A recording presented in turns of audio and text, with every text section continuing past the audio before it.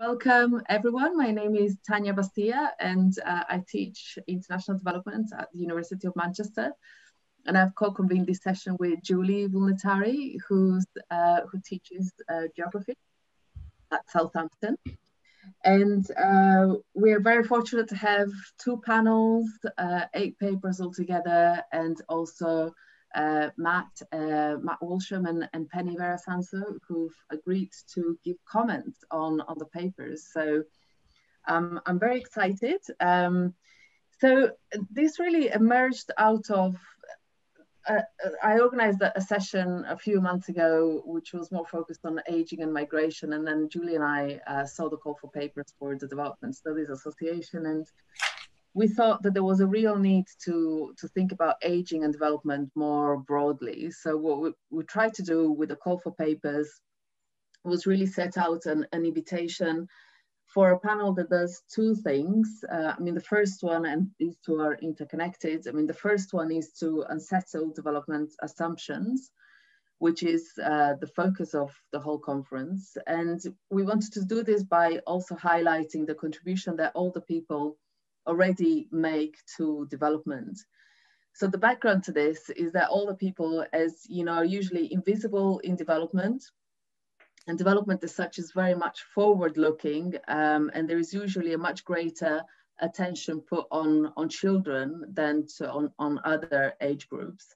And older people, when included, are often portrayed and framed as vulnerable, passive, and dependent, and at best as recipients of development. And in this panel, we have a number of papers that challenge these assumptions.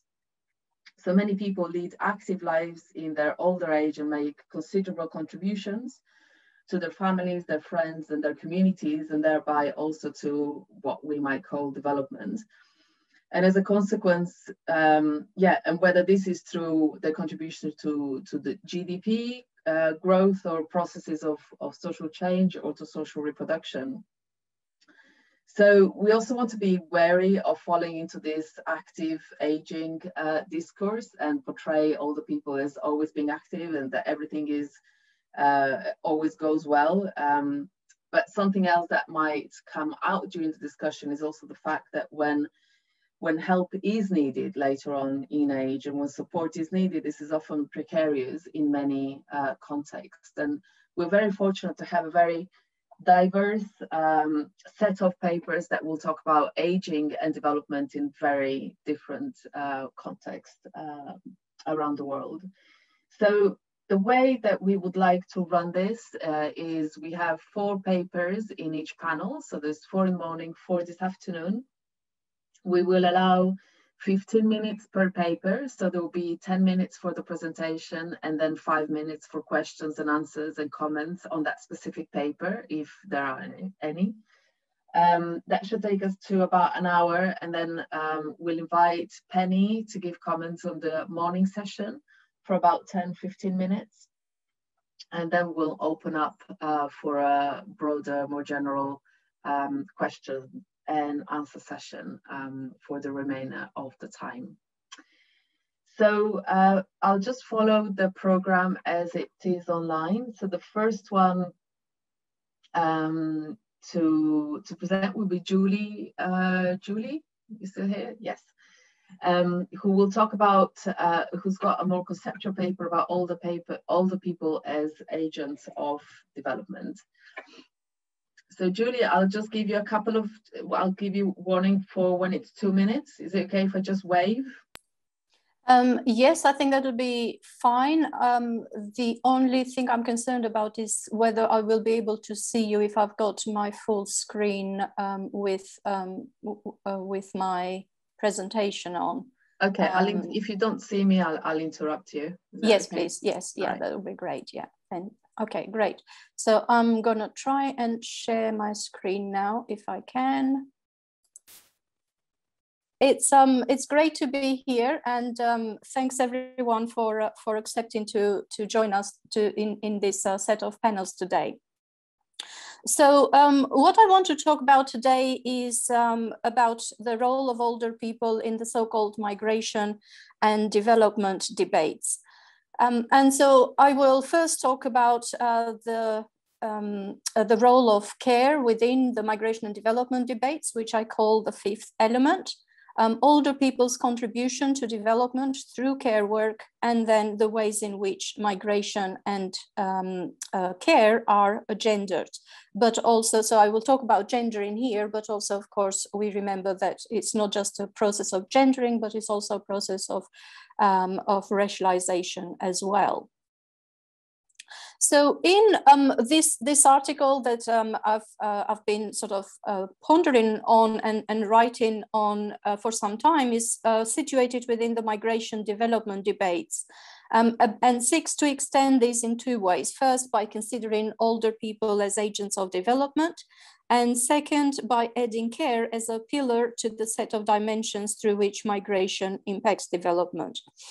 And what I have here is the four ways in which the literature on migration and development has seen this mutual relationship between the two.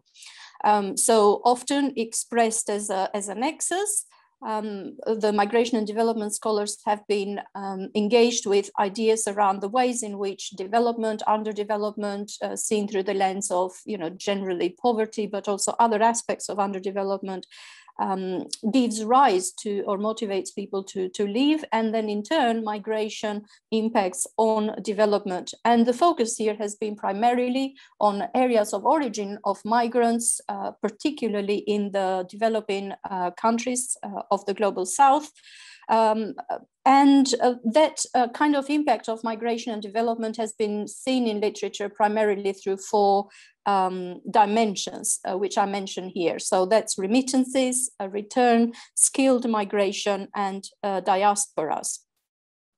The dominance of economic perspectives in these bodies of literature has produced this field of knowledge that kind of recognizes primarily the economic impact that migrants have on areas of origin. And this is reflected in the huge amount of literature on remittances, primarily around financial remittances, although more recently we have also people writing and recognizing that there are also other types of sort of practices, transnational practices, social remittances, and so on, that migrants engage in. But across these fields, therefore, there is broadly a dominance of economic approaches with a huge amount on financial remittances, fiscal and economic impact on families, countries of origin. And even when we talk about the transfer of skills and knowledge around skilled migration, the word kind of human capital keeps up. So, so again, the kind of that debate around the economic worth of even skills. However, what I argue is that it is time to elevate and recognize care as a fifth pillar to the within the migration and development debates, and I call it the fifth element. Some of you may have seen the movie with the same title, so it's a kind of a metaphorical connection to that. That is to say that, like in that ecosystem, this fifth element is essential, as without it, these other dimensions are not complete. And the reason why I argue that is because care is both important as a separate pillar, as in the care work that is done throughout transnational relations in the migration development context, but it is also interwoven into all of these other dimensions. So, for instance, care is closely linked to remittances. From existing literature, we know that people remit because they care about their family members, and remittances are embedded in social ties, relations, and practices. Indeed, as many have argued, the very effect of remitting, in our case, from younger adult migrants to older people, their parents left behind often. So this very effect of remitting is situated within pre-existing relationships of obligation within family members. At the same time, these financial transfers can be seen as a symbolic act of care and expression of love from the younger generation towards the older one. Older parents, in turn, experience pride and enhanced social status in the community when they receive remittances, especially, and I'm referring here to the Albanian context, but in other contexts as well, there are these filial sort of responsibilities that are very gendered. So in the Albanian context, for instance, remittances sent by migrant sons are much more important than those sent by migrant daughters. Similarly, return is connected to care because many migrants return occasionally to provide hands-on care for their older relatives left behind, which is something very prominent in the Albanian context. Skilled migration can apply to occupations of care, such as medicine and nursing. And finally, like remittances, much of the diaspora engagement results from feelings of responsibility and care. And so I argue that care is essential to understand migrants' engagement with their homeland as part of the migration development debates. The exclusion of care and elevation of financial remittances above others is obviously tied to this obsession of most development approaches with economic growth as the indicator and goal of development. And of course, we know that the vast majority of care work takes place in the informal part of the economy. So that is arguably partly why care is so overlooked and ignored in these debates. And as such is neither fiscally counted and nor recognized. This is combined with the fact that the vast majority of care providers are women, and thus care is widely considered as a women's job and as a feminized profession if it's done in the paid sector. But of course, as we know, again, is badly remunerated and has very poor working conditions. Whilst the vast majority of attention in the literature has been on care provided wherever that is sort of part of debates provided by the younger working age generation, of course, a lot of care work is provided by older people, particularly older women. And so I want to turn next to this role of older people in migration and development. And primarily in migration studies, for some time, migration studies were so-called age blind, to refer to Walsh and Nare's publication of 2015. And even since 2007, one of the sort of first selection of oh, I've got only 2 minutes, thank you. Okay, so I'll rush through, but so in migration studies, older people were left behind. There was very much the focus was on the younger adult generation migrants. Similarly, in development studies, the role of older people has been overlooked. This has started to change, obviously. In the last few years, there is a lot more attention, and I hope that this paper and our collection will be part of this of these debates. But very much the literature in migration and development, as Tanya also mentioned, engages wherever they engage with older people. They are part of sort of families left behind, passively receiving remittances, whereas working age migrants are foregrounded. And yet, as we know from some of this literature, older people continue to work beyond official retirement in rural areas, primarily in subsistence agriculture, but in urban areas also in paid jobs, informal economy, and of course, participating in unpaid provision of unpaid care. Particularly older people are care providers for grandchildren, especially of their adult migrant children. So the literature on transnational motherhood, for instance, or transnational parenting has highlighted, although not sort of foregrounded or centered, the role of grandparents, particularly grandmothers, in providing care for the children left behind.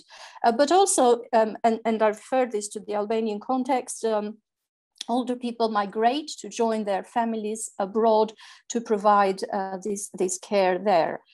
And so through that and through other ways in which older people participate in the migratory project that I don't have time to go into detail now, but we can discuss about that. I argue that older people are central to the migratory project.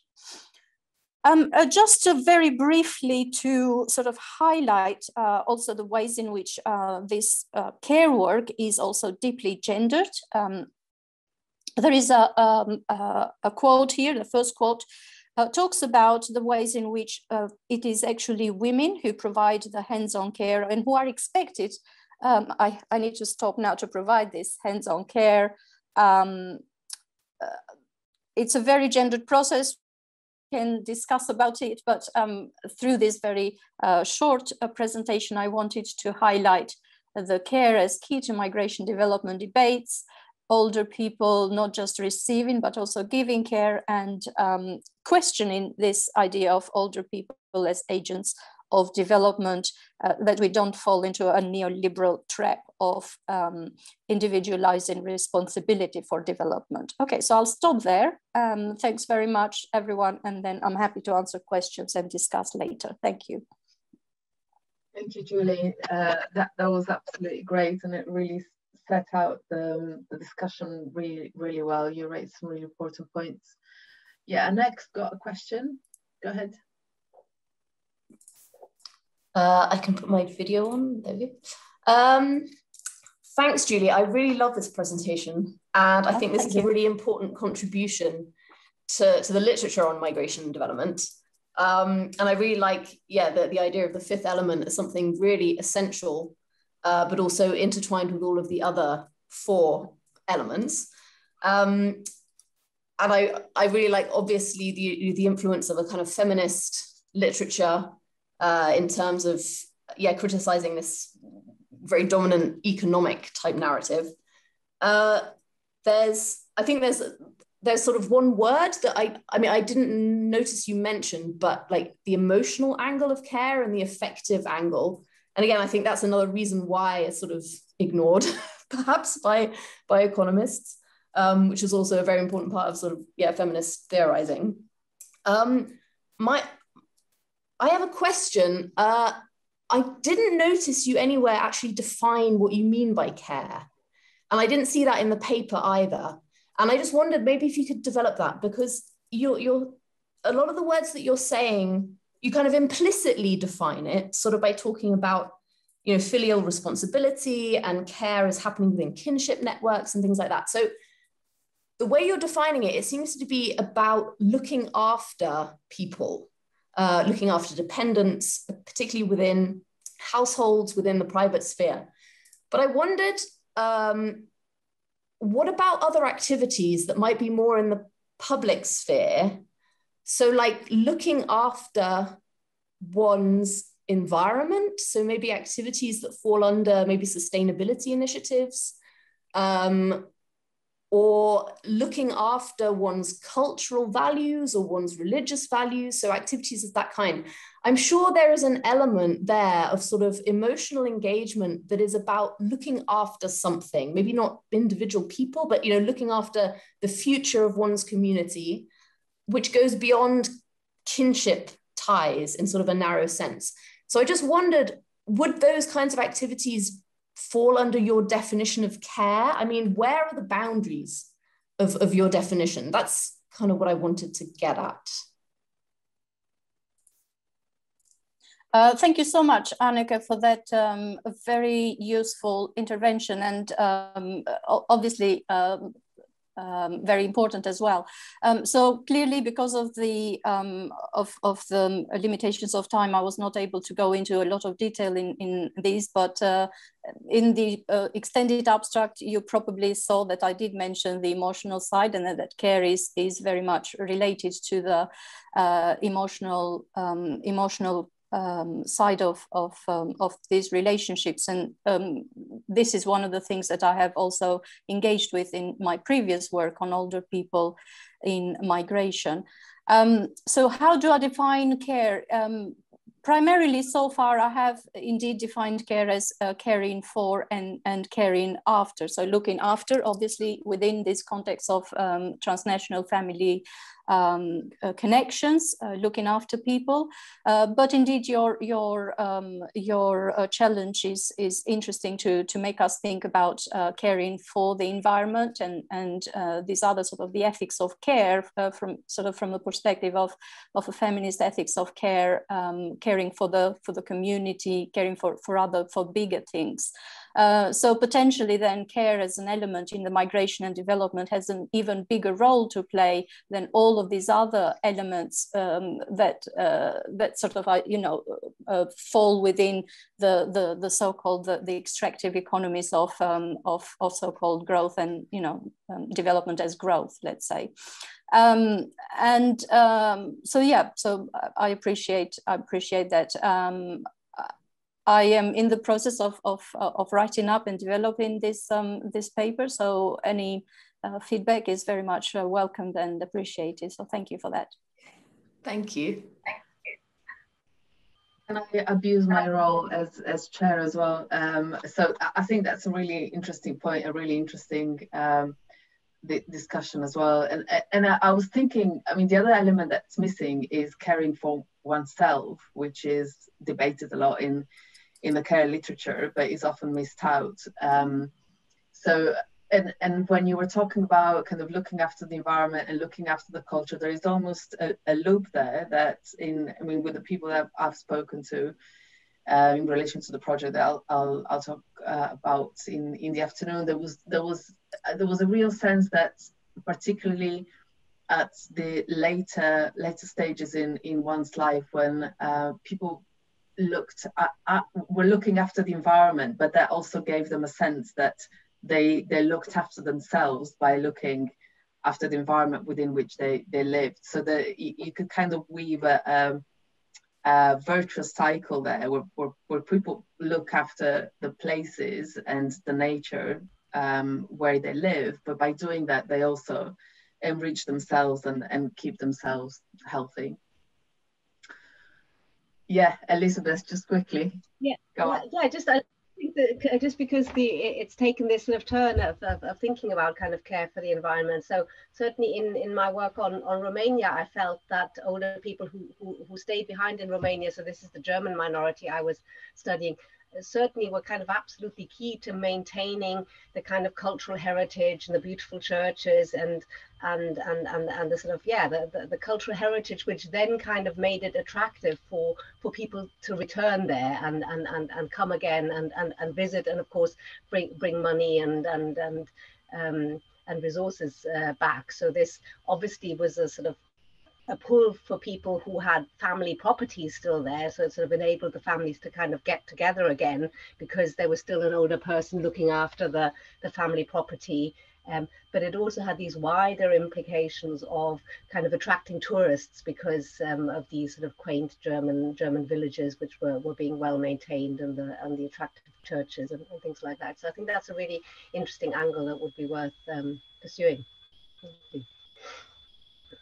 Yeah, and if I can add just very quickly to say that obviously there is a lot of literature out there from feminist ecologists, Vandana Shiva being one of them, and many others, who have argued that many people, particularly indigenous communities, but many people in the developing world, have continuously sort of cared for the environment and lived in harmony with the environment without obviously idealizing and sort of homogenizing that experience. But sort of, is it that this idea of the care for the environment has now surfaced in the northern-based academics, global northern sort of situated academics, and we have kind of discovered it, whereas people living in those environments have for generations continue to care for the environment. But it is important that because these debates are dominated still by scholarship that is based and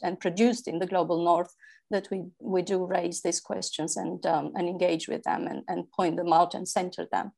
So thank you. Thank you, Julie. So we'll move on to the second paper.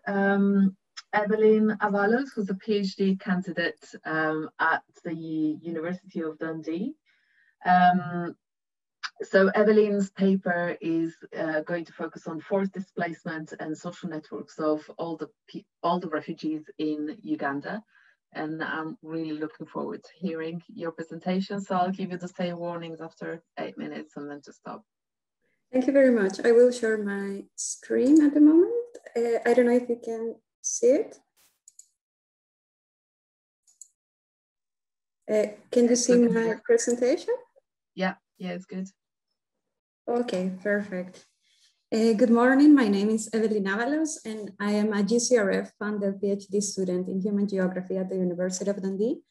In the framework of the most complex challenges facing humanity, it is my honor to present part of my PhD project that aims to understand the impact of forced displacement on the well-being and secure futures of older refugees in Uganda. The content of my presentation is divided into 4 topics. I briefly comment on the general background of forced displacement in Uganda and research in old age in sub-Saharan Africa. Second, I will present the aims and methodological design of my investigation, and points 3 and 4 are related to the analytical framework used and some provisional findings. Before starting with point 1, I would like to comment on the picture you see in this slide. I took that picture in Chanwali refugee settlement, Uganda, while I lived there for my data collection. It really struck me to see in a lot of shelters flowers painted on the walls in a place where some resources, such water, were scarce. Having flowers or a garden would have been a luxury. However, beauty and art were not scarce on refugees' lives. And to me, that shows resilience. In this investigation, I'm interested to learn about the protracted situation of older refugees that forcibly migrated to Uganda on an average of 5 years due to ethnic armed conflicts in the Democratic Republic of the Congo. Land disputes between the Lendu and Hema tribes triggered the forced displacement of rural communities located in Ituri province, internally in the DRC and internationally in Uganda. Families and communities are disrupted, producing the breakdown to a new configuration of refugee social capital in Uganda. The focus of my investigation is older age. This is defined with a threshold of 60+ years old. Despite Africa being considered the youngest world region, a fast-growing aging population is expected to reach 220 million by 2055 in sub-Saharan Africa. The expected size of the older population in this region calls for action on issues around aging at the policymaking and academic levels. This project addresses issues of sustainable development, in particular, well-being and livelihoods in old age affected by forced displacement. I'm interested in understanding older refugees' capabilities for creating sustainable and secure futures, particularly if intergenerational relations of support are disrupted as a consequence of forced displacement. To what extent are older refugees' well-being affected by later life forced displacement and the disruption of intergenerational networks of support is one of my research questions. The second question is, what are older refugees' livelihood strategies and coping mechanisms when intergenerational relations of support are disrupted through displacement? For this, the Sustainable Livelihoods Framework adopted by DFID in the early 2000s and previously conceptualized by Chambers and Conway will be used as a starting point.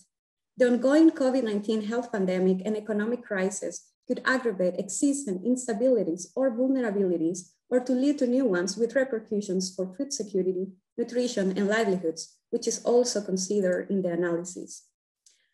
For this investigation, I have employed a qualitative study design in 2 time spans, before and during the COVID-19 pandemic.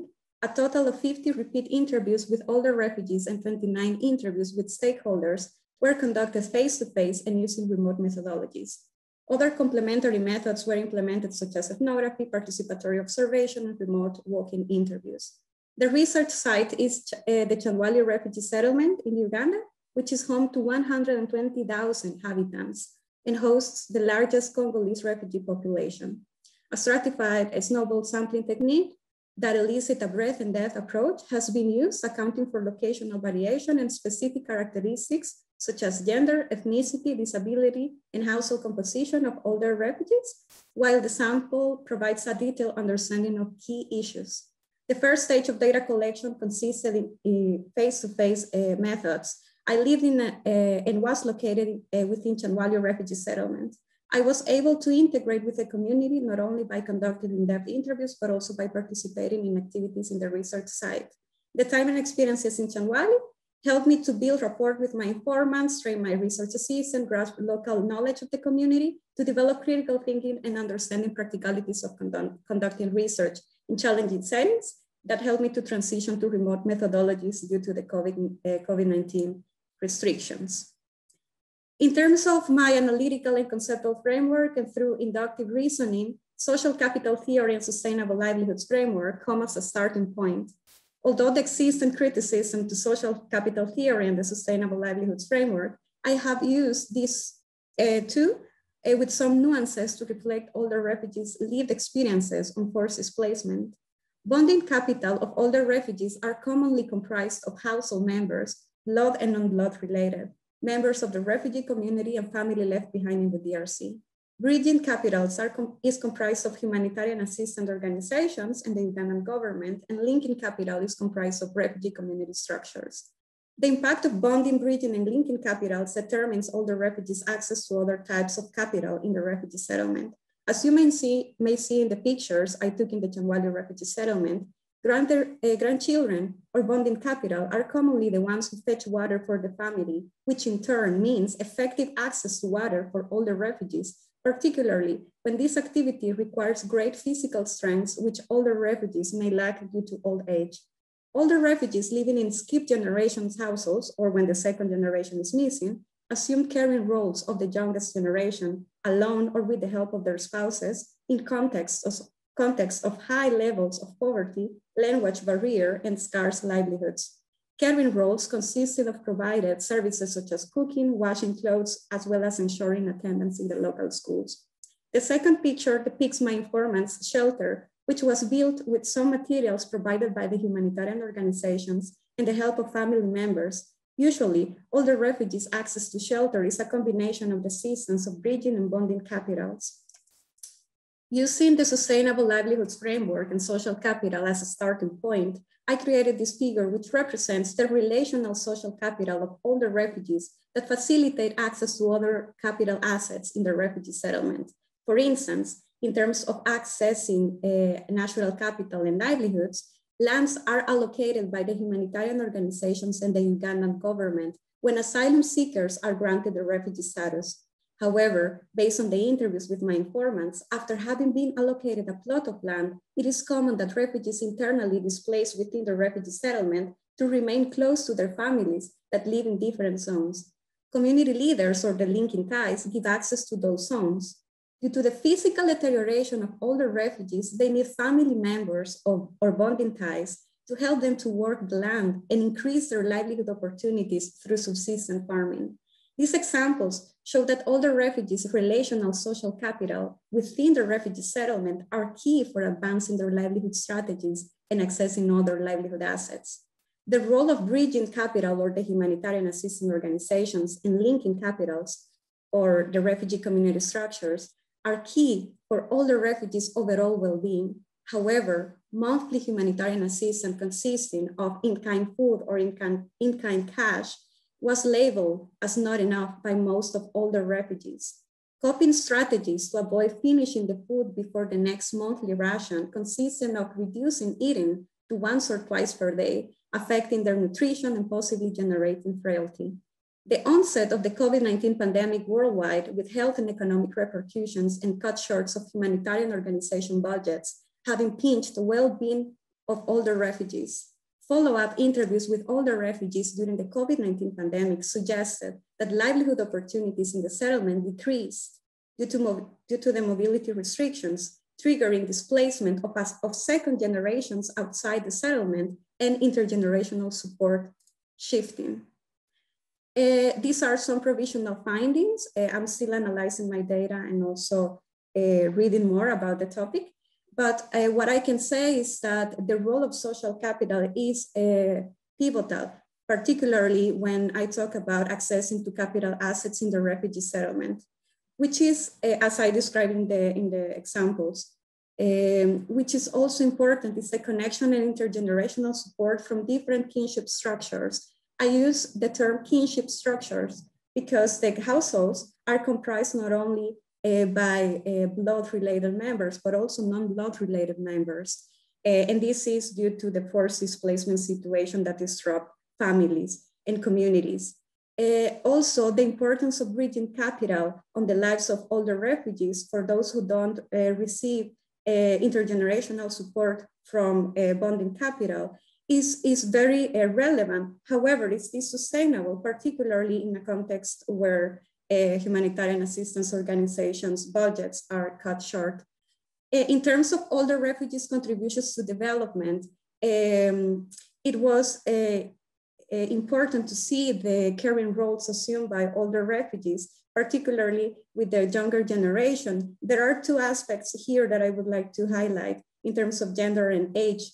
It was interesting to see how older male refugees took care and assumed some gender roles within the household, such as washing clothes or cooking food for their grandchildren in order to support them to attend the school. Also, in terms of household compositions, it was very interesting to see some households comprised of oldest generations and youngest generations. In that sense, the synergy or the dynamic between those two generations was very interesting to see, as the oldest usually took care of the youngest, as the youngest couldn't exchange anything because of their young age. In terms of generation of human capital, this links with the previous. Evelyn, so I don't know if you're seeing me, but you're out of time. Yeah. Oops, sorry. Can I just mention just something? Just wrap up quickly, yeah. Okay, perfect. So in terms of what you were commenting about that responsibility towards the community, I could also observe, and in relation to the interviews, the older refugees also adopted community leadership roles, and they were the guardians of cultures and traditions, particularly in a context where communities were disrupted and they had to form a new community in countries of destination. In the policy implications is that humanitarian policies, which are meant for the short term, should be transitioned into development policies for the long term, as I mentioned before. The impact of bridging capital on the lives of older refugees might not be sustainable for the long term. Thank you very much, and I would appreciate any feedback or comments. Thank you.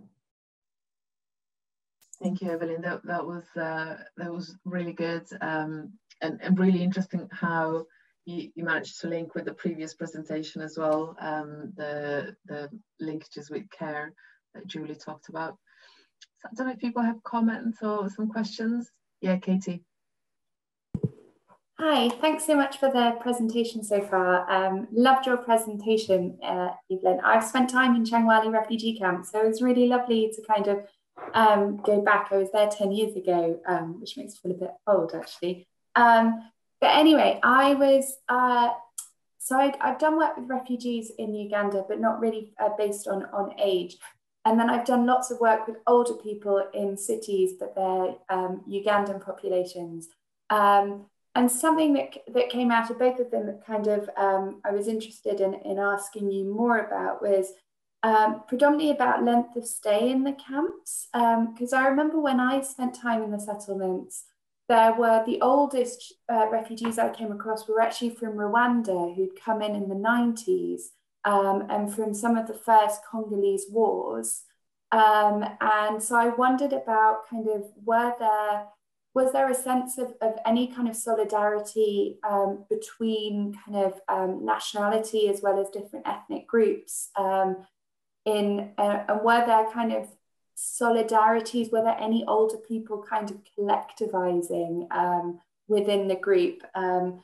Because I know kind of so they passed an Older Persons Act in Uganda not too many years ago. So there's starting to be awareness of that, but I wondered if that had kind of drifted into the humanitarian kind of segment.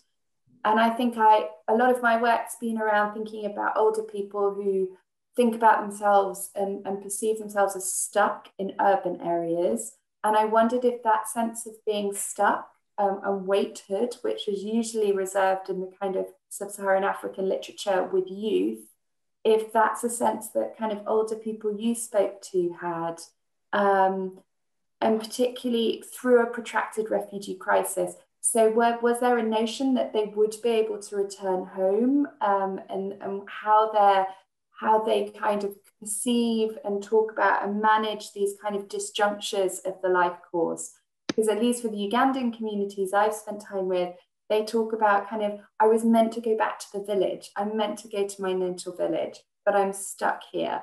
And how they manage that, and using kin networks, and often actually in cities that aren't kin networks. So there's different ways in which they have to kind of navigate that survival, which they do kind of through all sorts of ways that were mentioned really beautifully also in that first presentation. So I'd love to know more about that, but thank you so much for your presentation today. Yeah, that's a really good question. So Evelyn, I'll just collect questions because there are quite a few. So I just want to piggyback on that. I was also wondering about relationships between different nationalities and how that links with your definition of the bridging and linking capital. So, because you didn't mention relationships across different nationalities in your definition of bridging and linking capital, but it's usually thought of as one of those two. I can't exactly remember which one. So I was wondering about that as well. So we've got questions from Anik. Yes, thank you, Evelyn, for a lovely presentation. My question kind of links to Katie's in terms of these discussions about the life course.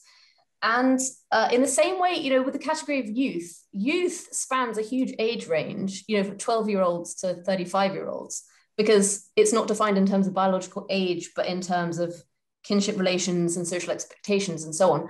The same can be said for older people, because you mention a grandmother in your paper, but you know, a grandmother in the Ugandan context, I'm sure, could be in her 40s or even 30s. So that's kind of age in terms of life cycle stages, right? But there's obviously a huge difference between a 30 or 40-year-old grandmother and an 80-year-old in terms of needs and activities and so on. So I wondered how you're defining older refugees. And it's kind of a question that could apply to all of our papers, actually, you know, who are we actually including in our definition of elders, and what implications does that have for our findings and our analyses and our questions? Great. Julie, did you want to throw your question in as well? Yes, please. So my question is related to some of the others that have been asked so far, and it's related to the relationships of these particular people you engaged with as your research participants to other refugees, whether in the settlement or outside of that. And it connects to some degree with some of the work that Fidian Kasmiyev has done in the Middle East, particularly what she coins the refugee humanitarianism, to kind of disrupt this idea that humanitarian interventions are only sort of from the global north, but that refugees themselves are helping each other, and some of that sort of is kind of overlooked in the research that we do. So I wonder whether you came across those kind of interactions, help.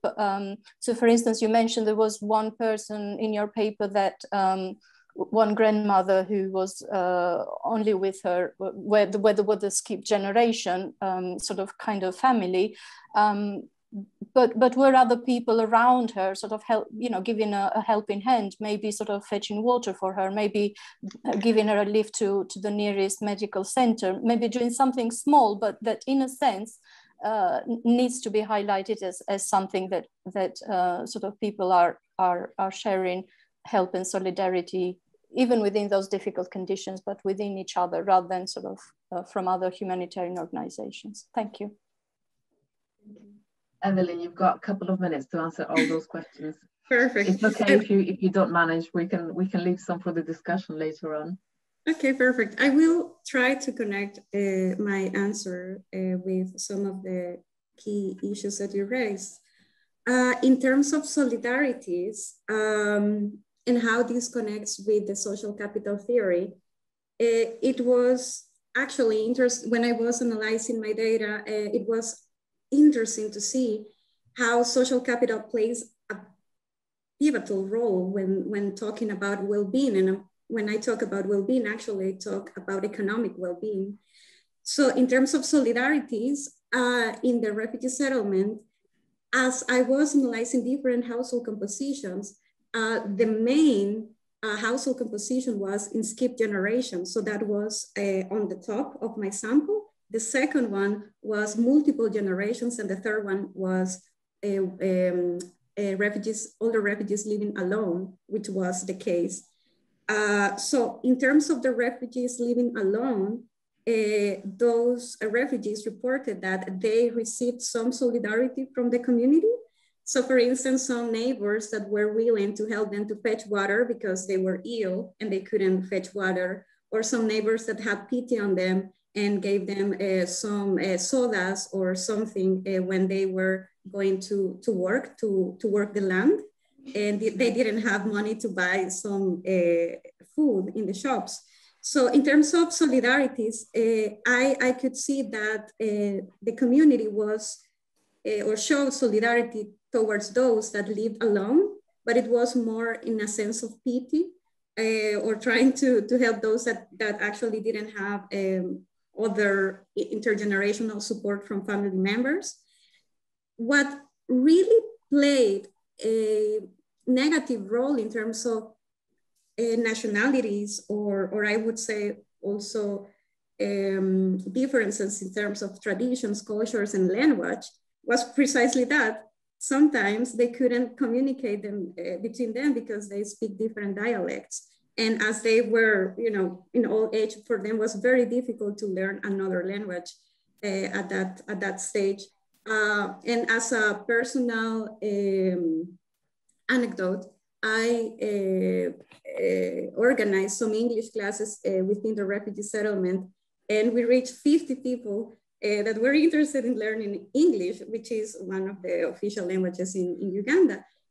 But the number of older people that actually wanted to learn English was just 1 out of 50. So that tells you also the interest of learning a new language at old age, sorry. So language was a barrier to fully integrate in the community.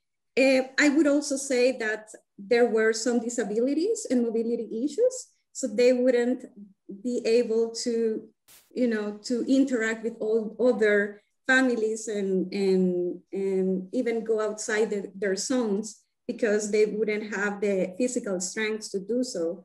And that was even worse during the COVID-19 pandemic, where they had to stay home for most of the time when they had lockdowns. In terms of defining old age, that's of course something that is contested by many academics. I chose the 60 plus threshold to be in line with some global standard to define old age. But I understand that there are other ways to define old age, such as a social conception, as Anek was commenting before. Even the 60 plus threshold is contested because some humanitarian organizations use 50 plus as the live expectancy, or the living expectancy in the refugee settlement could be less than is in another latitudes. So defining old age is something that is actually contested, and I just chose the global conception of 60 plus due to the frameworks that I used in my PhD. I would like to say more, but I don't know if you have specific comments or even if we have time, Tanya. But I hope that I haven't grown. I'm doing the terrible job of keeping to time, but anyway.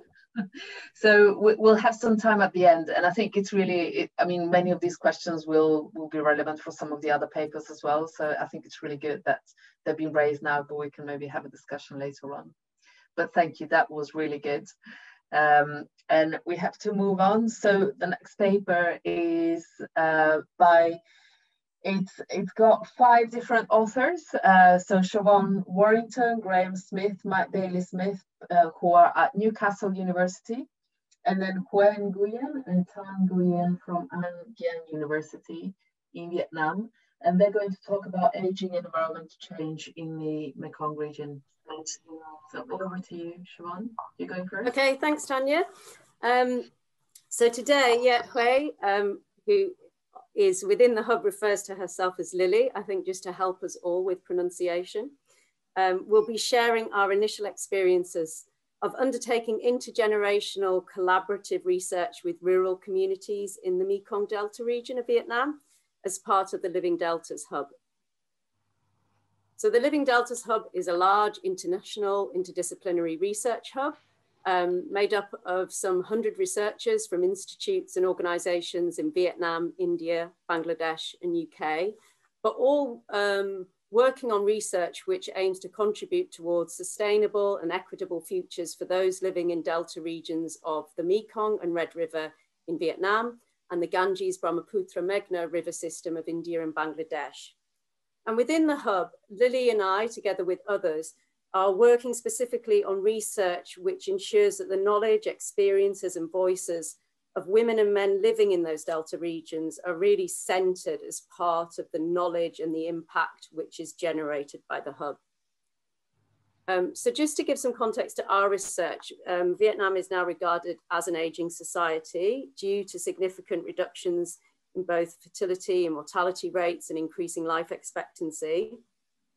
And according to the most recent Global Climate Risk Index, Vietnam is the 13th most at risk country from the effects of climate change, with the Mekong Delta region being particularly vulnerable to multiple threats, which include extreme weather events, but also sea level rise, land salination, and the seasonal flooding and drought which occurs in many provinces. And we also are seeing high rates of rural to urban migration of the working age population, with again the 2019 census telling us that there are 5 provinces within the Mekong Delta particularly affected. And there are links in some of the literature between climate change, migration, and population distribution, and with smaller household numbers and greater numbers of older people in some of those rural areas. But despite these significant demographic and environmental trends, the relationship between aging and climate change, or adaptation to environmental degradation and climate change, appears to have been given little consideration in existing research and policy, and particularly related to Vietnam and the Mekong Delta. So while it's well documented that older people are at increased risk during extreme weather events or due to rising temperatures, there appears to be little discourse relating to their capacities and potential to support their communities to respond and to adapt to environmental change. So the literature on aging tends to focus on health and social care and economic well-being, and positioning there's like this binary framing which has come up of older people as either productive or vulnerable, or contributing or a burden on society. And that framing really masks the prevailing societal norm of intergenerational reciprocity, which actually recognizes both the capacities and needs of older people. And within that research, there's no reference to, this sort of lack of reference of older people's capacities relating to the environment. In the research, the environmental science, social ecological systems research in the Mekong Delta region, a lot of that does tend to be age and gender blind. Much is generated through household surveys. And because of that also, there's a distinct lack of voices of Delta dwellers, of people who live in Delta regions. And although, like within the policy context in Vietnam, there has been since 2011, I think, kind of a framework of active aging, there's no reference to older people's relationship with the environment, despite most older people living in rural areas. And a brief overview of the sustainable development policies relating to the Mekong, again, there doesn't seem to be this sort of reference to any specific needs or capacities of older people, or in fact younger people, and differences between women and men. So through our intergenerational research, we hope to provide new insights into community experiences and response to environmental change, which really centers the knowledge and experiences of older women and men, and also younger women and men. And much like some of the other discussions, really interested in taking like a beyond livelihoods approach and recognizing that people's relationship with the environment may extend beyond the economic, but there may be historical, spiritual, emotional connections with the environment. And oral history as a method that is like particularly suited, we think, to exploring that, to providing space to people to reflect on their personal experiences and memories in relation to their relationship with the environment. And we want to explore people's experiences of living with environmental changes over time, and particularly ways in which individuals and communities have worked together to respond to those past changes and challenges. And so recognizing that that social capital exists within communities to cope with change and uncertainty. And we're interested in listening to older and younger people's hopes, concerns, and ideas for the future, and exploring the sort of shared and different ideas between the generations. Okay, over to you, Lily. Okay, thank you, Siobhan, and good morning, everyone. Now, I would like to present about our research approach.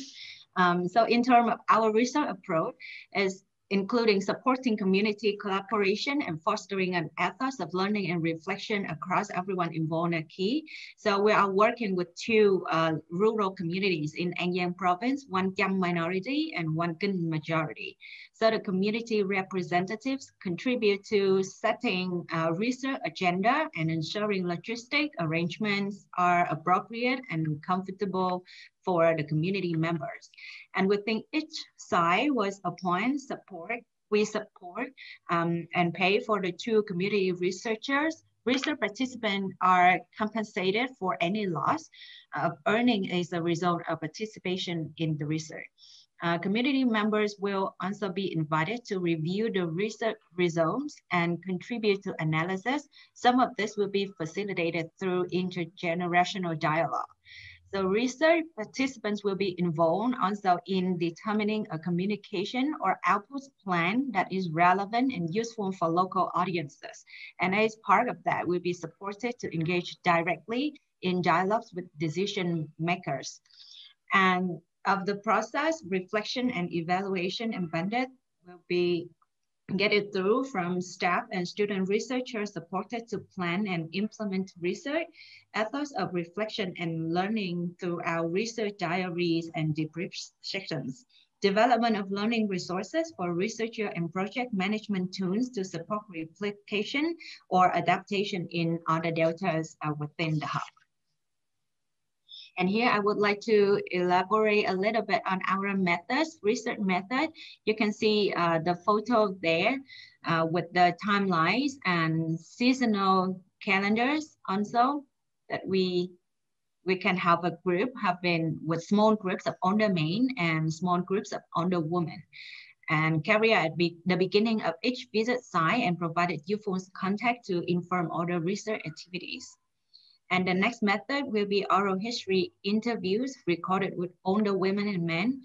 Community members will have enabled the participation of older young people who are less confident speaking Vietnamese. The next one will be mapping and photography as method to engage young women and young men in reflection and dialogue about environmental change.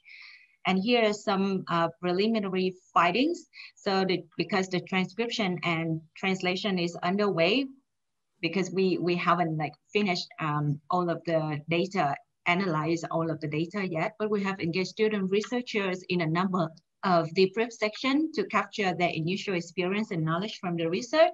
So they found that older people to have considerable knowledge of an attachment to the environment based on livelihoods and experience of the life course.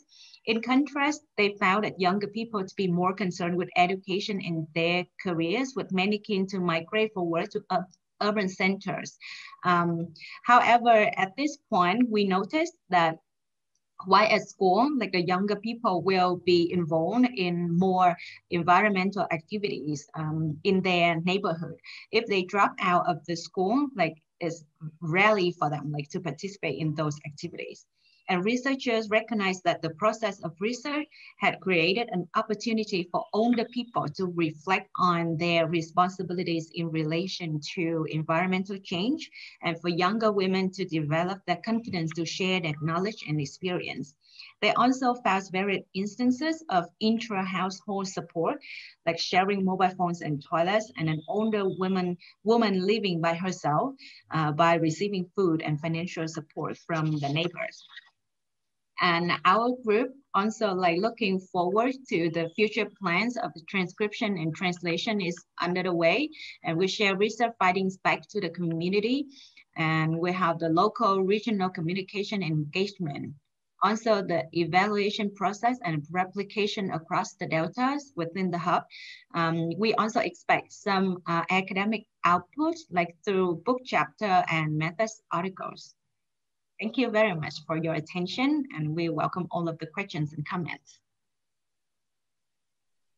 Wow, amazing timing. Thank you so much. That was brilliant. Thank you. And such a rich project. Yeah, anyone's got comments or questions? Yeah, Katie. Hi, thank you both. That was really fascinating and really kind of exciting to see intergenerational work that's also kind of bringing in some of the arts as well. I'm about to start something very similar in Indonesia, but it's going to focus on older and younger people in the city and leading kind of urban climate responses. I wondered about when you were kind of particularly having the intergenerational dialogues and discussions about the kind of, was there the relationship of different knowledges meeting? So in past research I've done, there's been a real sense amongst older people that they have this kind of traditional knowledge, this ecological knowledge, and kind of which is very grounded in kind of being very harmoniously in relationship with the environment, and that's kind of being lost a little bit with kind of different societal changes. Then I was also thinking a lot of the climate change responses in agricultural areas are very techno-focused at the moment, and they're very youth-focused. And there's a kind of, and a lot of the work around DDR as well is also around kind of technology, and it's quite male-dominated. So I wondered about this kind of intersection, and if that came up in your work at all. About kind of what's happening. Is there some kind of is there negotiation and navigation happening in that? Thank you. Julie, did you want to add your question? Yes, thank you. Excuse me. So my question was also connected to Katie's question about the ways in which these dialogues and discussions were organized in the community. And the ways in which you ensure that all kinds of people's voices were heard. Sometimes there is a tendency that some dominant members of the community will be heard more, or the sort of more excluded and marginalized members of the community won't even attend these groupings and these discussions. So how did you ensure that, you know, you collected views from various groups of people, whether it was in terms of gender, but also the ethnicity? So you mentioned some of the participants were from the Cham groups, ethnic groups, minorities. So so that's a question for both of you, by the way, not just for Lily, but thank you. Thank you. So who would like to answer? Lily, do you want to go first? Yeah, sure. So about like the first question, like from the intersection, like when they have the intergeneral dialogue, please, Siobhan, feel free like to add any information. So that is when that actually that planned in the third visit, like our final visit. And so like they will have the presentation, like the young people will have the presentation about all of the activities, about all of the information. And then they present their idea, because actually in this context, it's very hard for the young people to share the idea with the older people in the community actually. But here, like we create like an environment, like an atmosphere that they can like present the information that we already conducted, the activities, so that the old people also involve the old people for them like, to hear more ideas like from the young people.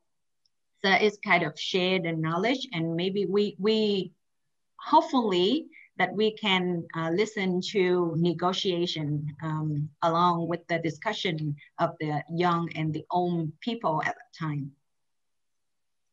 So because we haven't conducted it yet because of the COVID restriction, but hopefully we can do it.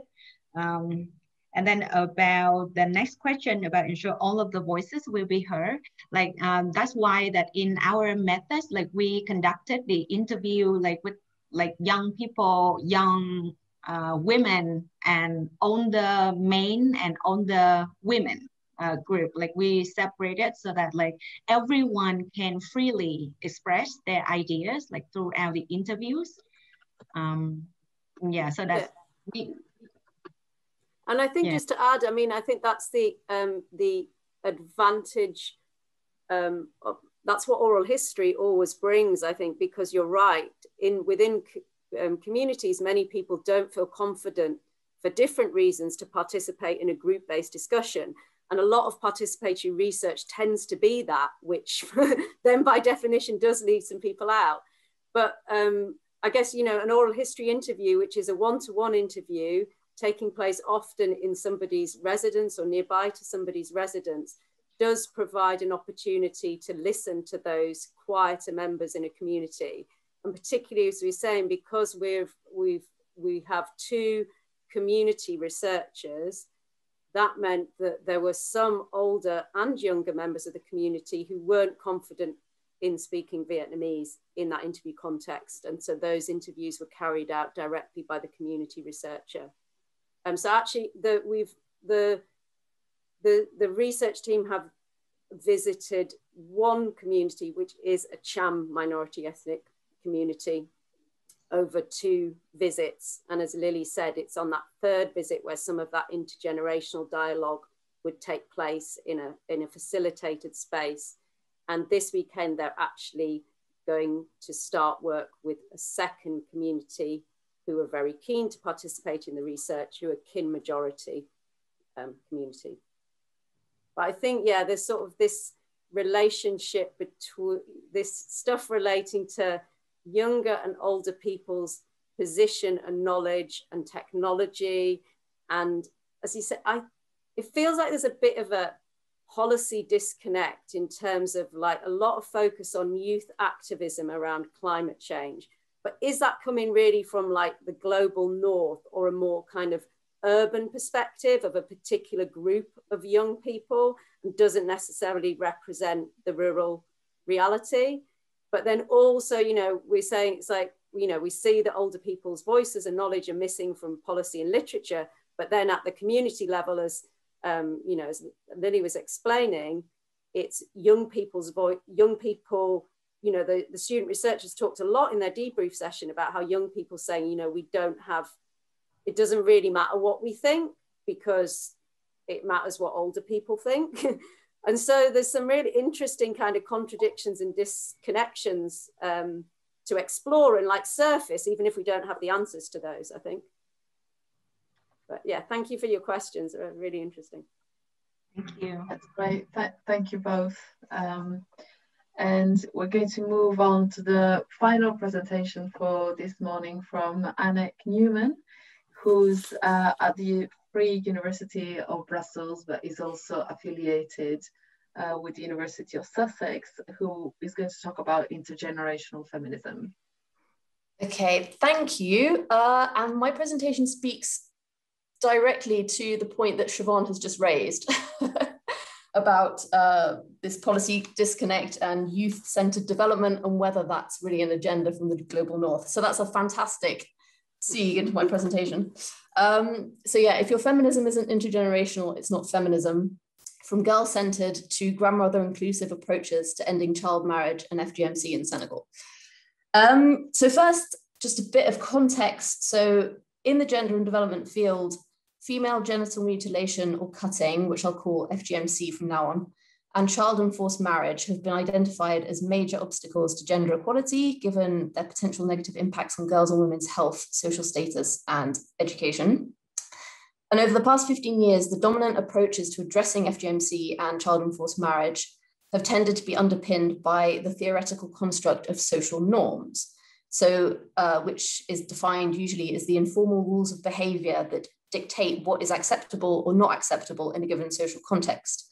And crucially, social norms are understood to regulate social behavior through rewards for conformity and sanctions, like often informal sanctions for non-conformity. So reflecting the girl effect discourse, which has reigned supreme in the field of gender and development since the mid-2000s, the main tool often for changing social norms in relation to FGMC and child and forced marriage has tended to be girls' empowerment approaches. So adolescent girls tend to be framed by major organizations like UNICEF, UNFPA, and the WHO as the ultimate potential change makers in their communities. And programs often aim to empower girls through training to resist harmful practices by challenging their parents and community elders, often through collaboration with outside actors like local NGO workers, teachers, social workers, and so on. In the past decade, or maybe a bit more recently, these narrowly girl-focused approaches have been criticized because girls don't often have the sort of legitimacy or authority to bring about change. So community-based approaches have become more the thing in social norms change programming. So a broader range of community members and stakeholders are involved, but adolescent girls are still positioned very prominently within these programs. Despite the prevalence of a social norms change approach, I see two major problems with the dominant theory of social norms and practice stemming from it. Both of these problems reflect coloniality or the hegemonic influence of Western or Eurocentric values, norms, and models on development theory and practice. So the first problem is that the way social norms are currently defined and theorized ignores how they're culturally embedded. So in a recent article by Mark Edberg and Laurie Krieger, social norms can't be understood apart from culture, which they define as the systems of interpretation and meaning that infuse social actions with motivational and effective force, as well as representational content. So, I mean, a lot of the social norms theorizing, it doesn't tend to be done by anthropologists, it's people, maybe psychologists. And so I think that is part of the issue. So in terms of this presentation, social norms definitions ignore how culture shapes values, constructions of identity along the lines of gender and age, social roles and responsibilities, family structures, and decision-making authority. So the models intended to shift social norms tend to be developed in Northern contexts and unconsciously reflect Western or Eurocentric cultural norms and values. They're therefore often ill-adapted to Southern contexts. The second issue with social norms programming is that the priorities of development theorists and practitioners using a social norms approach tend to reflect agendas hegemonic within the development industry, so the quantifiable reduction of FGMC and child and forced marriage, and sometimes, apparently, by any means necessary. There's little to no consideration of the impacts of such programming on cultural and social context in the long term. So again, in that article, Edberg and Krieger say, we must ask a broader question about power and the relationship of public health efforts to utilize social norms as a change construct in a global context. They ask, what structural hierarchy is promulgated when largely Western-funded institutions and NGOs are developing and implementing such efforts? They just ask this as a kind of hypothetical question, but I'm going to try and answer this question. So the big issue I focus on today is that these ill-adapted social norms change theories and models shape programming designed to reduce FGMC and child and forced marriage in two ways. So first, such programs tend to ignore how constructions of gender and age intersect to structure spheres of activity, knowledge, and authority. So in many Southern contexts, with the exception perhaps of families influenced by more Western cultural values and norms, so urban dwelling, formally educated middle classes, potentially, people tend to live in extended family networks where female elders take main responsibility for shaping norms and taking decisions pertaining to women's and children's health. And they tend to be the people who are respected in that domain. So these are gerontocratic societies where there is a strong cultural value of respect for elders, even if their knowledge and wisdom, so to go back to Casey's point about different types of knowledges, even if their knowledge and wisdom, respect for that knowledge and wisdom is being eroded.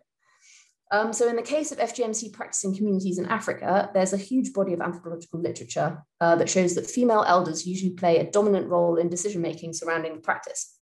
And in many cases, men really aren't that involved or have limited authority in shaping these decisions. When it comes to decision-making about girls' marriages, things are more complicated, but female elders do often exert informal influence within the family. Yet, despite their influence, female elders are often forgotten within social norms change programming, as they're assumed to have minimal importance, or they're identified as conservative obstacles to change and hence deliberately sidelined. And this has been mentioned already, Tanya, you mentioned at the beginning of the panel, but the exclusion of older women as agents of development is sadly systemic within the gender and development field. So the effects of this programming in cultural and social context is potentially highly problematic. There needs to be more research done on this. It's well documented that European colonization had a detrimental impact on women's social standing and customary sources of social, economic, political, and spiritual status.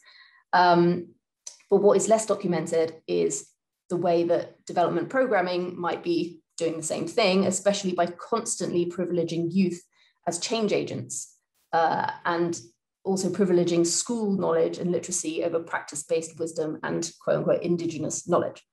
On a societal level, pitting youth against elders, as many social norms change programs explicitly or implicitly do, has a detrimental effect on social cohesion within communities, which can be central to people's well-being and survival. But a lack of social cohesion also hinders the ability of communities to mobilize collectively, further contributing to their dependency on NGOs. So I've got a lot of examples of this in my paper. I can't go into all those examples here, but I'm not making it up. I do have evidence for this. So as an alternative to these sort of more problematic social norms change programs, I'll briefly present the Girls Holistic Development Program of American Senegalese NGO, the Grandmother Project Change Through Culture, which has run since 2009 in southern Senegal. And they aim to increase school enrollment and reduce FGMC, child and forced marriage, and adolescent pregnancy. Beyond these sort of more narrow, typical development agendas, Grandmother Project also supports the communities involved in the project to realize their own priorities. And these priorities were defined through a very lengthy action research process involving trust building and dialogue, first within peer groups in communities and then across peer groups. So building confidence within groups of adolescent girls, groups of female elders, and so on, to articulate their experiences, needs, and interests, and then bringing groups together to define solutions and collective strategies to achieve them. So priorities identified by community members, elders in particular, included the breakdown in intergenerational trust and relationships, decline in social cohesion and community mobilization, and the eroding of cultural values and indigenous knowledge, due to the encroachment of Western values through media, schooling, and youth-focused development programming. So Grandmother Project describes its approach as grandmother inclusive, as well as community-based, and female elders are positioned as significant change agents in the field of child and female health. But they also work alongside other relevant stakeholders, parents, adolescent girls, male elders, village chiefs, imams, local health workers, teachers, school directors, local artists and musicians, and all sorts of different stakeholders. And a key part of the program is grandmother leadership training, which uses participatory adult education techniques to work with a select group of grandmothers selected by their villages according to a set of culturally relevant leadership criteria, so they can learn about girls and women's health from a sort of more quote unquote modern perspective, as well as learn to listen to adolescent girls' needs and to mobilize collectively to promote their best interests, as well as other community defined priorities. It's not just all about girls' health. So they're not a program which kind of romanticizes or going back to a sort of homogenous idea of traditional culture or anything like that. They're trying to facilitate a process of endogenous development or endogenous social norms change. So to conclude, I kind of return to this slogan that I coined in the title: if your feminism isn't intergenerational, it isn't feminism. And I'm drawing here on Flavia Zodan's essay, "My Feminism Will Be Intersectional or It Will Be Bullshit," which has been repackaged without her input as the more sanitized version of "if your feminism isn't intersectional, then it isn't feminism." And her critique is that white Northern feminism, she criticizes white Northern feminism when it allows racism a free pass in the name of women's rights and gender equality. And I totally agree with that critique, but put more emphasis on the angle of age as an axis of difference between women. So if your brand of feminism involves pitting girls and women of different ages against each other in the name of gender equality, to the detriment of one of those parties, elders in this case, then it can't be considered feminism. And if your feminism involves pitting girls and women of different ages against each other in the name of development, in ways which potentially threaten to undermine cultural values, social cohesion, and collective solidarity, then it definitely isn't feminism. It's potentially a form of coloniality. So I'll end on that potentially slightly provocative note. And I really appreciate your comments and questions. Thank you, Anik. That was great. Thank you. So any comments, questions?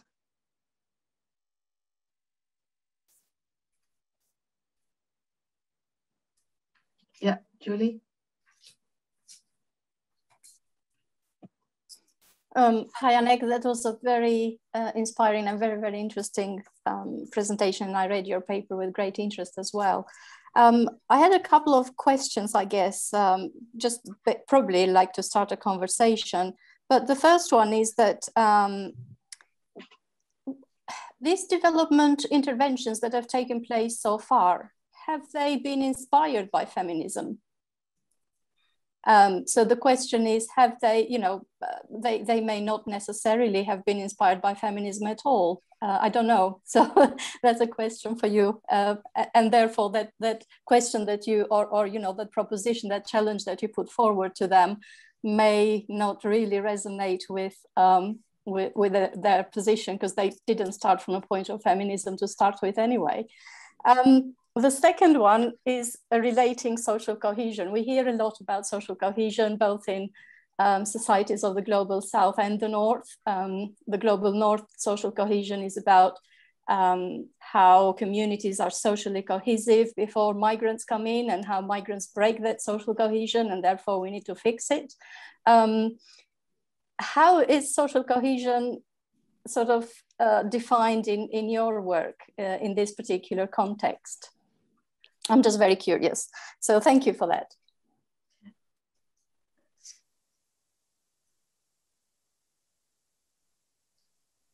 You can go ahead and answer. Oh, Siobhan's got a question as well. Do you want to ask a question, Siobhan? It's more of a comment, so maybe better to answer Julie's question first. Okay. Yeah.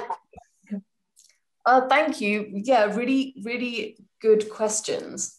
Are these groups or are these programs inspired by feminism? I think this is a really, really good question. I think obviously there's a huge diversity, well, yeah, quite a big diversity of actors, and you've got people who are maybe coming more from a health background, global health, and maybe people maybe from a more development studies background. So obviously, and more backgrounds. So you do have a diversity of actors, maybe with different incentives.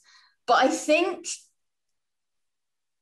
what I guess I'm trying to get at is that a lot of these, so the social norms, not just social norms theories, but a lot of the gender and development theories tend to be informed by feminist theory from the global north. So even if the individuals running the programs aren't necessarily maybe feminist, the models, the theoretical models that they're drawing on tend to have been informed by a sort of northern-based feminist theorizing. To give a sort of very specific and quite personal example, I did a master's in gender and development at the Institute of Development Studies in Brighton.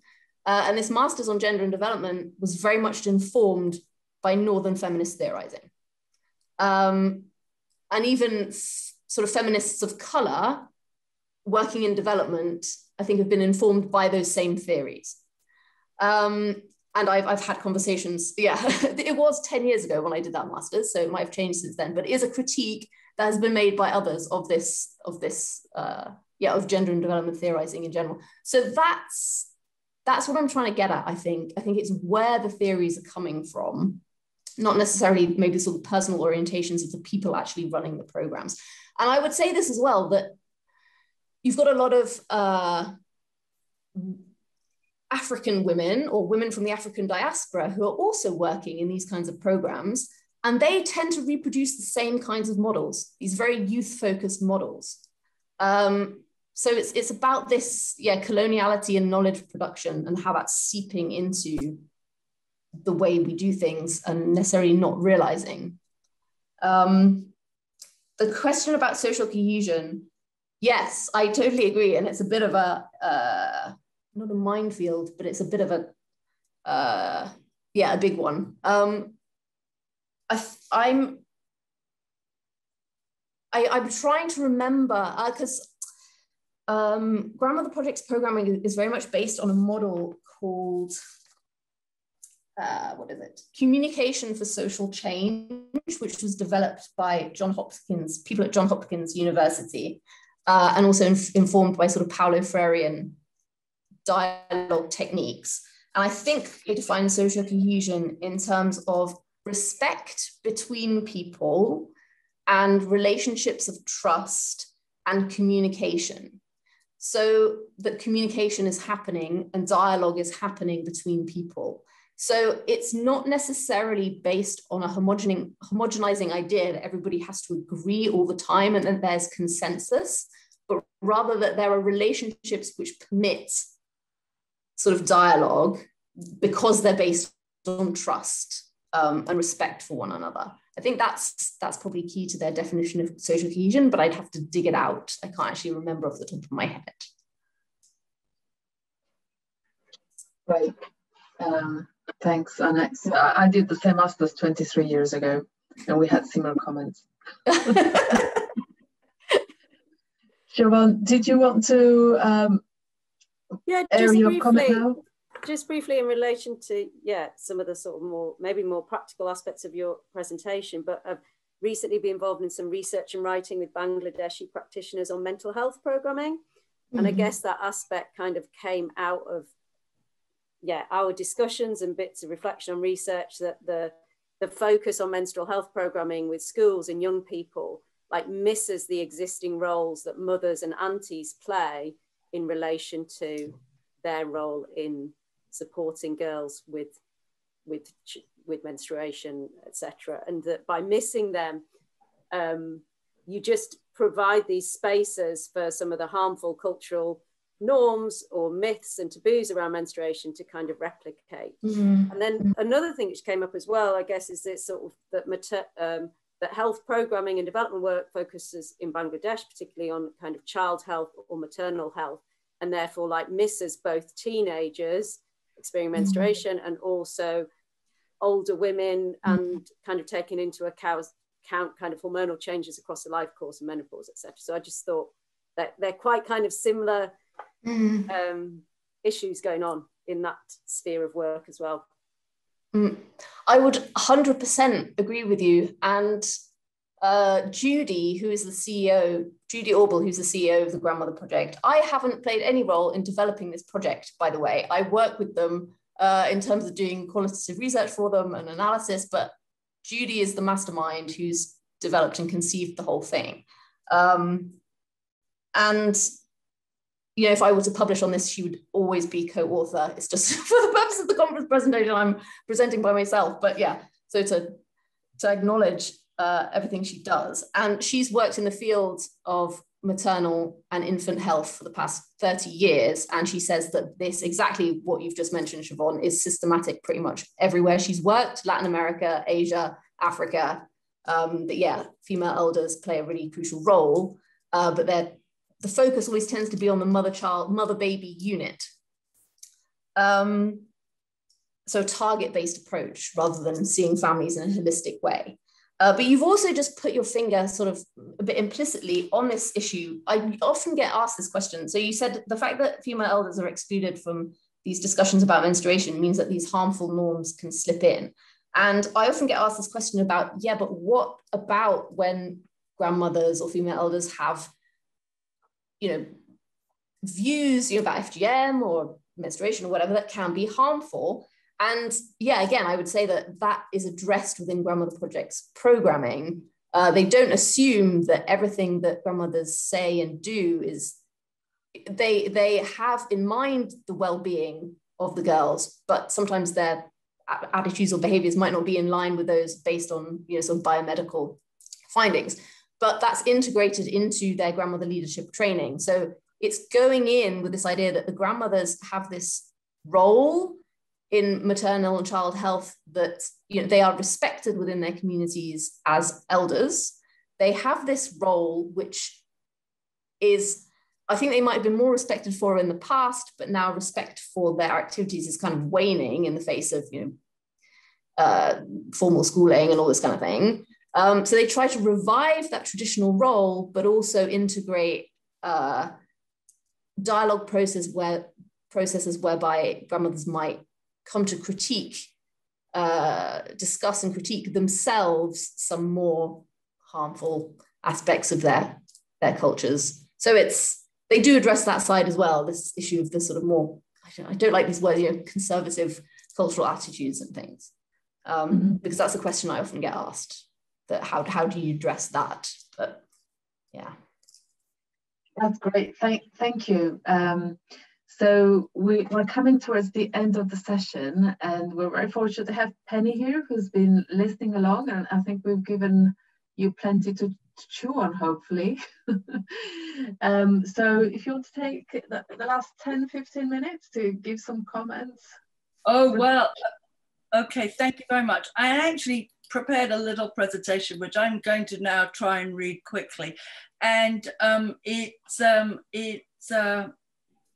it poses questions to each of the speakers. And so I'll go through it, but basically I ask you to think about the negatives of what you're doing.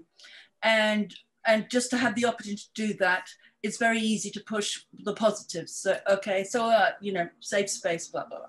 So first of all, thank you for inviting me to do this. And so we're going to try and provoke a conversation for a few minutes.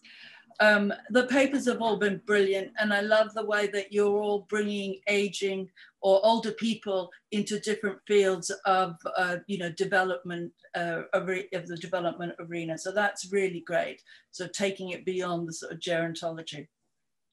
So in terms of the conference about unsettling, I wondered if we could take up the unsettling challenge by thinking reflexively about the way we think and the arguments we present. So, I want us to think about the way we construct arguments and their effect. And this means thinking about how our arguments and evidence can be redeployed and with what consequences. So I'm raising this because as researchers, we put into the world arguments that are both not neutral and can be repurposed by anyone or any institution for any purpose. So, so I'm going to make some brief observations and pose some questions to the panelists.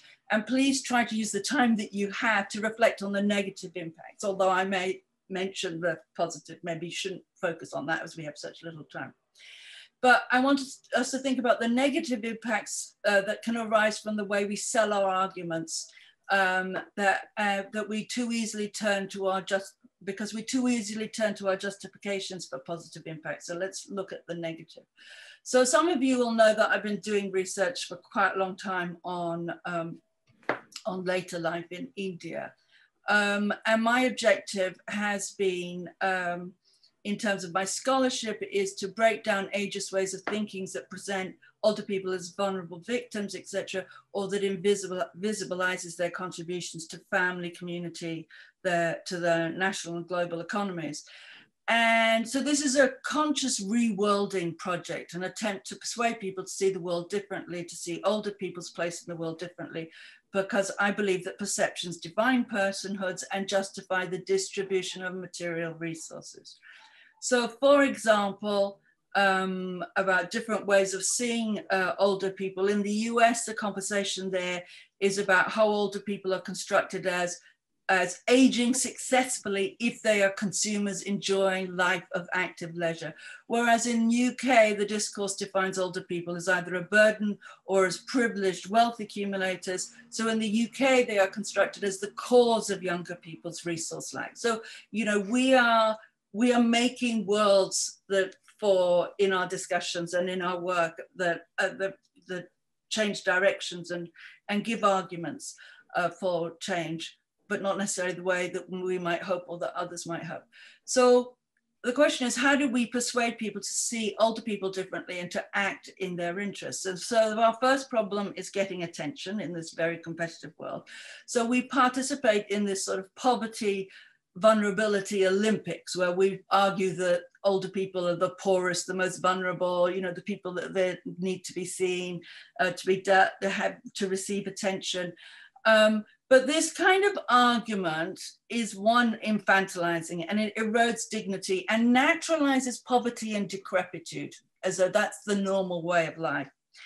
And such arguments push towards solutions that call for state and market services, or that call for development programs to help people to work, while not recognizing that if there are viable economic niches for older people to work, they would already be filling them. Right? So this raises a question for Evelyn: why work and not pensions? And what does it mean to say that the development thing for older people is to provide work? And what of their caring responsibilities and so on? So what are the hazards of that particular argument that you put as a solution, Evelyn? In practice, none of the solutions, you know, about the market, development, and the state hits their target. Because, hang on just a minute, in practice, none of these solutions hit their targets, assuming that the target is to secure older people's rights, which is a question in itself. Is that the target of what, you know, what we're doing, what other people are doing, right? Because our work gets taken away and used. So is that the target?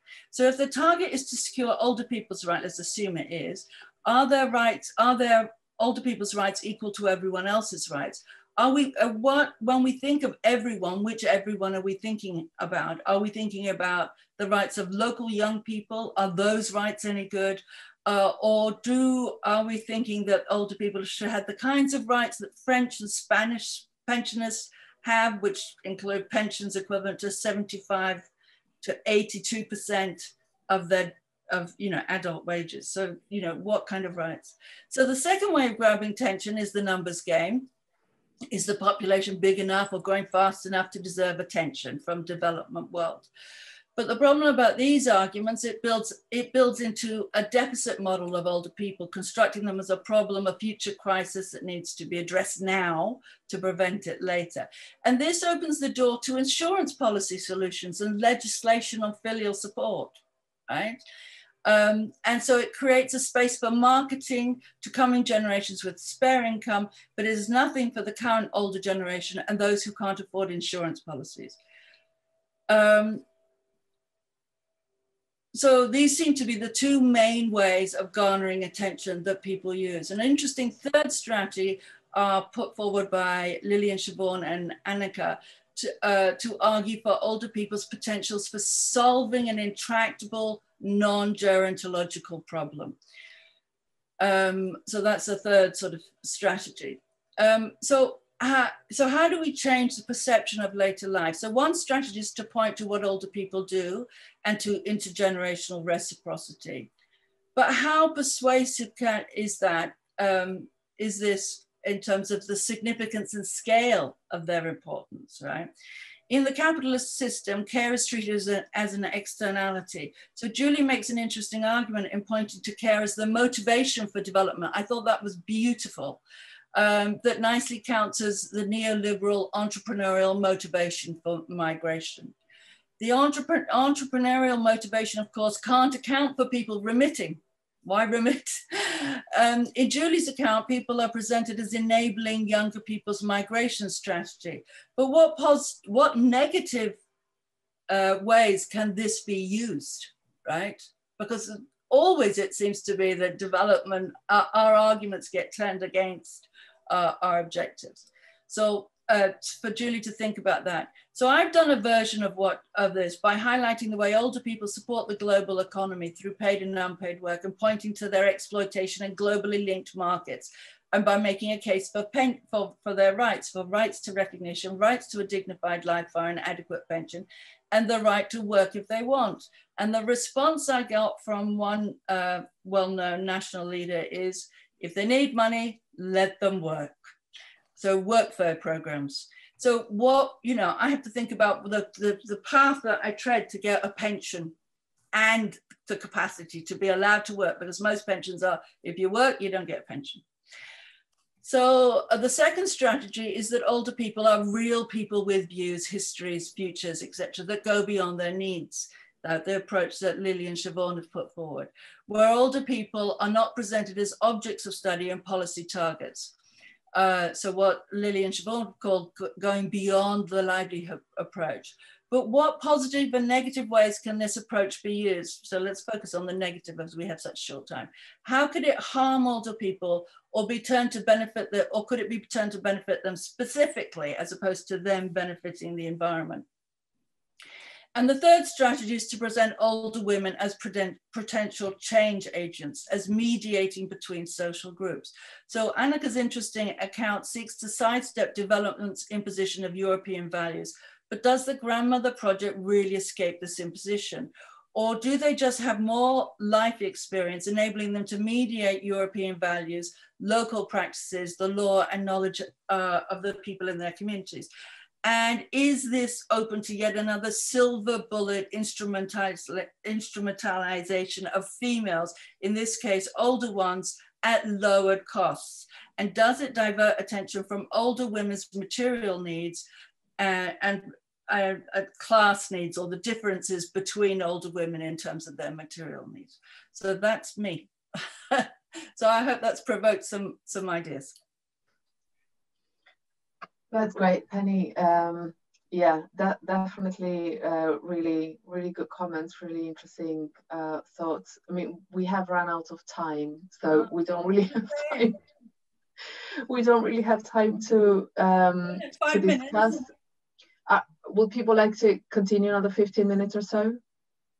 I'm happy to keep going. Yeah, okay. So shall we just take the speakers in reverse order, and if you just want to take a couple of minutes to respond to the comments. So Annika, you want to go first? Thank you so much, Penny. These are absolutely fantastic questions, and I've taken a note. You know, should I be a discussant for a panel? These are fantastic questions to ask, so I really appreciate those. Exactly the point you made. You know, is this potentially going to lead to the instrumentalization of older women, you know, as resources at low cost? This is exactly a major problem that I'm having discussions about with Grandmother Project, because they struggle to get funding because their project doesn't really fit into any of these main agendas. And a tagline that they have adopted to try and promote their work is grandmothers, an underutilized resource in development. So they're doing it to try and get funding to do their arguably, you know, beneficial work, but it's falling exactly into these kinds of problematic discourses. And I fear that it's going to resolve, I mean, the two kind of problems that I mentioned, you know, the coloniality of the social norms programming is first that female elders are excluded, but secondly, that the priorities are, you know, very typical development. And I feel that this tagline is going to lead to female elders being included, but get to just reproduce the same kinds of, problematic forms of development. So it's a really tough one. It's a really tough one. How do you market yourself in order to get donor funding, but without fitting into, it's a perennial question, a perennial problem. And the second question about, you know, how could this program be harmful? There is a big issue that I have seen, which is that Grandmother Project is very sensitive to gender and to age as axes of difference within communities. But Senegal also has a caste system, so a descent-based hierarchy. And I have seen that, so they do all these workshops about leadership and getting communities to choose leaders within peer groups. And it's a sort of supposed to be a very participatory process, and they talk about different qualities of leaders, what makes a good leader, somebody who's charismatic, somebody who listens to everybody, somebody who doesn't impose their views on others, somebody who gets along with everybody. Yet, inevitably, all the people who are selected as leaders tend to be from dominant castes in the villages. And insofar as they're working on problems of you know, child marriage and FGMC, these are things that affect girls of all castes. So to an extent, I don't think this has come up as a sort of an issue, but if their objective in the long term is to enable communities to, you know, identify problems that affect people and solve them, the dominance of higher class in leadership positions is an obvious problem, huge problem. And I don't know if, yeah, that just isn't on the agenda. That just isn't being addressed. So it's really, really important. So that means you have to address it in your work. Yeah. Yeah. Yeah. No, thank you very much. Thank you. Siobhan and Lily, do you want to go next? Lily, do you want to respond, or shall I start? You can start, Siobhan. Yeah, thanks so much, Penny. And yeah, it's really important to challenge ourselves on this sort of like the negative stuff, especially when you're constantly demanded to show off about your stuff in relation to donors. I think, like, for me, I think I'm aware of like our potential naivety in relation to intergenerational dialogue being able to happen in a meaningful way. But I think it's okay to be aware of that naivety, but to still have a go at doing it and learn from it. I think there's a risk as well of romanticizing the knowledge of older people, especially in relation to environmental knowledge. But we have sort of tried to start articulating that it's not the knowledge, the technical knowledge per se of how you grew rice. It's about the capacity and skill set or the experience that you have coped with uncertainty and change to provide confidence to other younger generations, I guess. And then I think being aware of like, can we resist the pull from other people to just simply present older people and younger people as like positive development actors with loads to share, and like make sure we don't use those nuances. And that's related to recognizing the differences of like, I guess, power and experience of different types of older people and different ages. And how do we make space for that within our kind of, when we do communications and policy influence work, which requires everything to be really kind of snappy and punchy and positive. So I feel like those are like the risk areas, if you like. Lily, do you have anything to add? Yeah, and just one thing about like the context also, it's just like because we choose like a minority one community, so it's somehow like it's like a very big gap like in Vietnam also related to minority people, because they are very remote and conservative, so it's very hard like to carry out all of the activities that we want. So we just try like through our research, like to find out somehow like the their expression of the young and the old people, like intergeneration, how they can, like we say, introduce themselves to each other for the very first time. So hopefully that we can do it through our activities. Just a quick comeback. Do you think that there's a danger that in the work that you do, that you actually argue that there is this separation which isn't actually there, right? Because that you are creating a discourse that says there is a separation and we're correcting it. So that's actually an interesting intervention in the world in terms of the world making, because you're saying there's a problem and that you're now correcting it, but maybe that's actually creating a problem in itself. So I think the notion of there being some kind of conflict in, or like difficulty in communication, came from conversations with younger people themselves.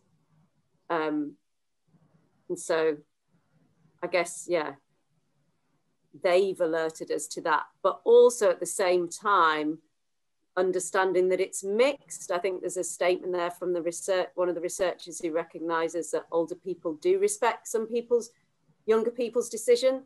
So the younger people would say they're not listened to, but then also say, but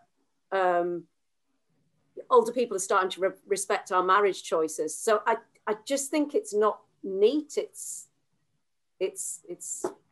Yeah, I think that it just depends on like the life aspect. A lot of. And I guess like we're wondering whether the environment, which isn't something that younger people have spoken about, but like, I don't know, does that present a an issue that you can have intergenerational dialogue around successfully, as opposed to perhaps migration, and education, which younger people did say was in conflict. Can I just ask just quickly, so what you mean by younger people in your framing? Because there's a kind of a binary here between like, older and younger. And in my head, every time you say younger people, I think of somebody in their sort of early 20s. 18 to 24 is like the age group we've tried to work with so that it can fit into. Is that a UN definition? Yeah, but when you talk about those generational dialogues and learning exchange, there's a middle generation there that are presumably positioned very differently, both in relation to farming livelihoods and other livelihoods, and also in relation to knowledge and decision making. And there's kind of perhaps a bit of a danger of, I mean, it may not be how the actual project is progressing, but in terms of those dialogues, if you're not engaging that middle portion, you know. I think, that middle portion will be engaged in their plan with this third visit to present findings back to members of the community, which is obviously difficult with COVID and crowds or whatever, but for the results to be shared with different people in the community and that middle generation, and to get some kind of feedback on that, I guess. But yeah, all designs are flawed, I think. We've got two more people who would like to feedback. So maybe Evelyn, did you want to respond to some of the comments? Yes, thank you. I'm going to be very brief because I'm conscious of time. Thanks, Penny, for your words. Actually, that's food for thought for me, particularly in the state of where I'm at with my PhD. I've been thinking a lot about presenting some of the problems and challenges that older refugees face in a challenging context, such as a refugee settlement, but also I would like to bring some of the contributions that they do for the development of the refugee communities. It's very interesting to see that I wouldn't like to say a dichotomy of looking at older age as a problem or as a solution, but I believe that as long as I could link what is happening in old age in a refugee settlement with development, that might bring some interesting discussions about generating some political will to tackle some of their issues. And of course, I'm very, very interested in understanding what motivates intergenerational support in a challenging context. So if younger generations are still willing to support their older family members, or because of this disruption that occurs in space and time, across space and time, if they are not interested in supporting them anymore. So I think there are other questions that actually keeps me going in terms of how development is created in a refugee settlement context, and also how this intergenerational support in all age is still motivated in challenging contexts and disruption of families. Thank you. Thank you, and Julie? Hi, thank you, Penny, so much for that, for those provocations. And I just want to say that your work has been very informative in this thinking about care, but also older people in development. And as I was starting to develop this paper, actually last September, believe it or not, I don't know where time goes. I was trying to look through literature about obviously development studies literature, and found very, very little, both sort of collections of special issues or wherever you have development studies compendiums, and in other ways of where older people and their roles had been highlighted, and your special issue with I believe Caroline Sweetman was one of those very sort of few ones that I came across. So thank you very much. And I think it's also important, I mean, in my work, I've been thinking a lot around this knowledge production and how we are situated in producing that knowledge that that sort of in turn formulates a particular discourse about our worlds and the worlds that we are investigating, we're exploring, not least because in a sense, you know, who decides where the problem is? So we all start from a problem when we start researching, when we start sort of a particular research project. And especially in, as you mentioned, Ben, in the competitive world of money to fund research, especially in the sort of global north, where that money and that power is, even though projects such as the GCRF funded projects are supposed to sort of bring some equality in these power relations, it still is a very much sort of global north dominant development agenda. And it has been critiqued by not least geographers such as Pet Noxolo and others as a sort of neo-colonial project again. So I'm constantly questioning our role in that endeavor, both sort of in the development interventions, but also in the production of knowledge. And are we constantly sort of rediscovering things because it fits a particular agenda, or because it needs to be rediscovered and repackaged for particular audiences and donors, but actually that knowledge has always been there, and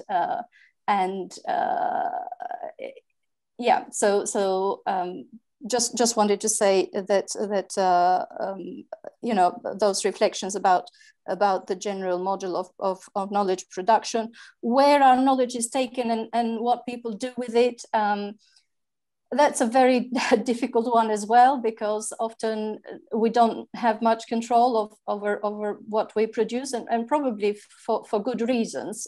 So I guess our ethical responsibilities is to do the best we can in producing that knowledge,